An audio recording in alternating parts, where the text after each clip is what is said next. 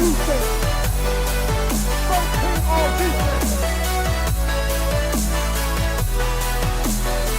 the spin pull blocked by Tony Allen.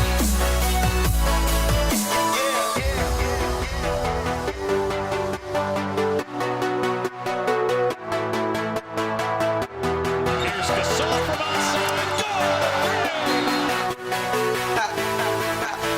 It's on in 4 seconds. Turns the corner for the win.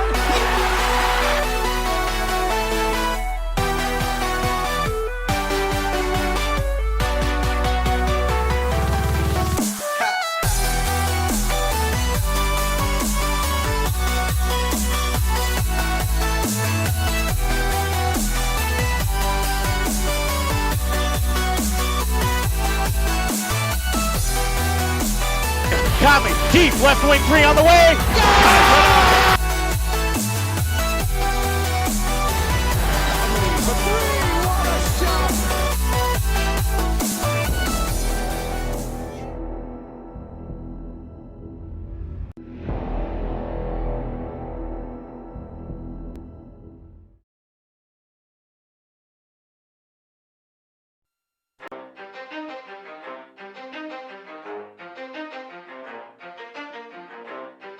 You ready?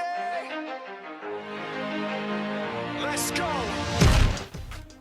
Salut tout le monde, j'avais hâte de vous présenter ce projet, le voilà enfin, je vais tenter de vous faire découvrir Memphis comme vous ne l'avez jamais vu. Musique, culture, coulisses, interviews exclusives, il y en aura vraiment pour tous les goûts. Alors oui, à première vue Memphis n'est pas la ville la plus hype des États-Unis, mais je vais vous montrer qu'il y a énormément de choses à faire, de choses à voir. On est évidemment loin du gigantisme de New York ou des paillettes de Californie, mais cette ville dégage une atmosphère unique et on va découvrir ça ensemble. Nous voilà donc partis pour une dizaine de jours où on essaiera de ne rien louper, à commencer par Beale Street, sa célèbre avenue à l'ambiance chaleureuse, qui est animée de jour comme de nuit, avec ses enseignes lumineuses, ses sons de soul music qui s'échappent des bars, et évidemment ses concerts à toute heure.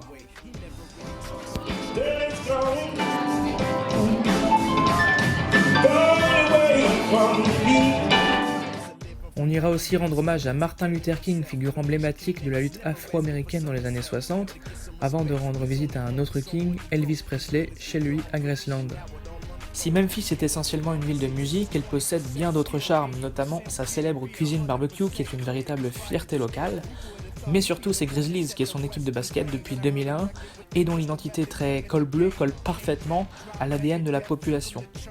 On aura la chance de découvrir la salle, d'assister à 4 matchs face aux Pelicans, aux Hornets, aux Kings et aux Pacers, et de faire quelques rencontres intéressantes que vous verrez plus tard. Le trip est lancé, le film qui se découpera en 4 épisodes peut commencer. C'est parti, bienvenue à Memphis.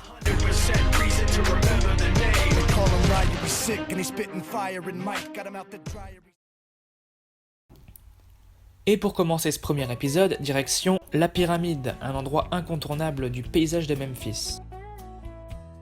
Lorsque la franchise déménage de Vancouver à Memphis en 2001, c'est ici, dans cette Pyramid Arena, que les Grizzlies vont jouer jusqu'en 2004. Ancienne salle NBA, elle subit ensuite une incroyable métamorphose pour devenir en 2015 un immense magasin de pêche. Abandonnée pendant 10 ans, elle revoit le jour et on l'appelle désormais la Pyramid Bass Pro Shop. On y trouve absolument de tout avec des articles de pêche donc, mais aussi tout ce qui touche à la nature, au camping, au barbecue ou à la chasse. Et puisque nous sommes aux États-Unis, on y trouve également fusils et armes en tout genre. Vous aurez d'ailleurs l'occasion de vous entraîner sur un véritable stand de tir.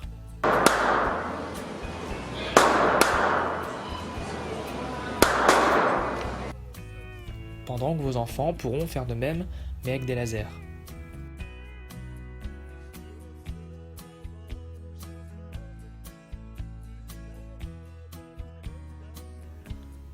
En la découvrant ainsi, c'est bluffant de s'imaginer que 20 ans plus tôt encore, il s'agissait d'une salle de basket de 20 000 places. Cette pyramide s'est découverte une seconde vie, commerce, aquarium, bassin artificiel, restaurant et même hôtel, c'est désormais un grand centre commercial où les Américains adorent venir se balader en famille.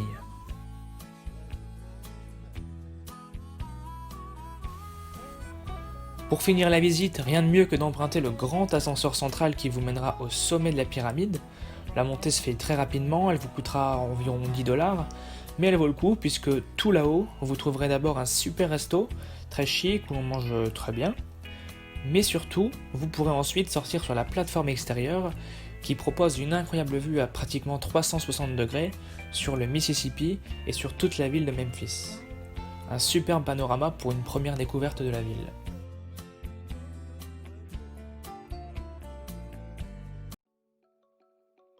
Allez, on quitte tout de suite la pyramide, direction le FedEx Forum. C'est à partir de 2004 que le FedEx Forum devient la salle incontournable de la ville de Memphis. C'est ici que les Grizzlies vont écrire les plus grandes pages de leur histoire. C'est une salle de 18 000 places, on la surnomme d'ailleurs la Grindhouse depuis le passage de Tony Allen. Mais sans plus tarder, je vous la fais découvrir de l'intérieur. Derrière l'immense baie vitrée se trouve le hall où l'on trouve directement à gauche le store, la boutique officielle, avec goodies, casquettes, t-shirts et évidemment maillot NBA. Si vous êtes fan des Grizzlies, vous trouverez facilement de quoi faire chauffer la carte bleue.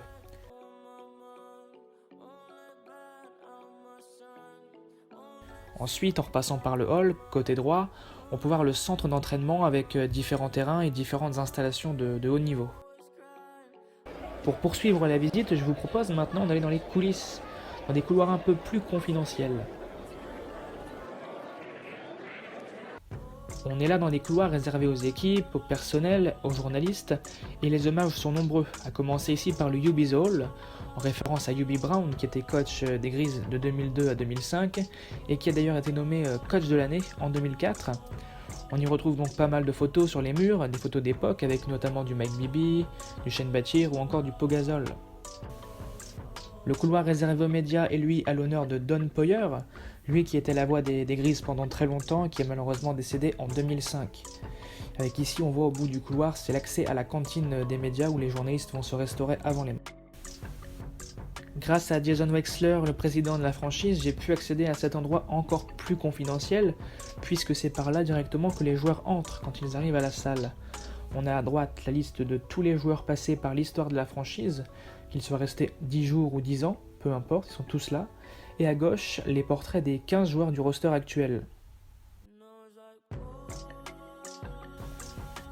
Ce couloir, qui était encore aux couleurs du grit and grind à l'époque, mène directement au vestiaire, dont on peut apercevoir la porte ici juste à droite après les photos.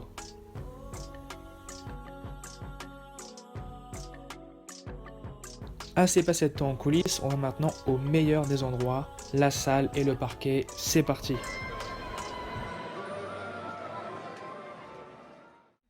Ce parquet, qui a d'ailleurs été changé il y a 2 saisons pour s'adapter au nouveau logo, la touche de jaune a disparu, a laissé sa place à beaucoup plus de bleu ciel. Si la salle ouvre ses portes 2 heures avant le coup d'envoi, les médias y ont accès quant à eux 1 heure plus tôt, soit 3 heures avant le match, pour peaufiner leurs fiches ou pour assister à l'échauffement. Les plus chanceux ont leur place au bord du terrain. Pour les autres, il faudra ensuite remonter en tribune où toute une zone de travail leur est réservée. En regardant les matchs derrière notre écran, on ne s'imagine pas forcément toute la préparation nécessaire aux joueurs. Ils arrivent très tôt à la salle et certains sont déjà sur le parquet plus de 2 heures avant le tip-off pour répéter leur gamme, prendre quelques shoots.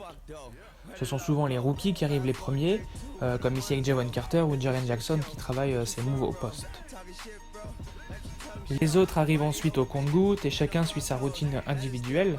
Quelques tirs pour Conley, un peu de dribble, quelques hooks pour Marc Gasol.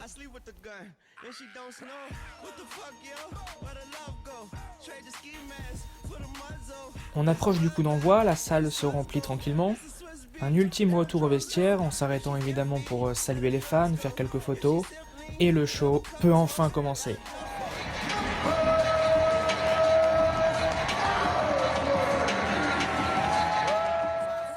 Two, I let one go. Wow, get the fuck though. I don't bluff, bro. Aiming at your head like a buffalo. What the fuck though? Where the love go?